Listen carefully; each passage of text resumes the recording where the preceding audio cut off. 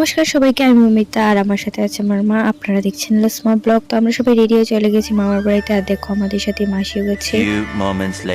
তো তারপর একটু পরে দিদনার মামি পিঠে বানিয়ে নিয়েছে। জানো, মামার বাড়িতে গেলে সবাই কত খাতির দেরি। তো তারপর দেখো বোন আর আমি মিলে কথা বলছি, কিন্তু ও আমার সাথে কথা না বলে ফোন দেখছি। কারণটা হচ্ছে দেখো আমার বাড়িতে ভিডিও কল করেছি, কারণ ও আসেনি।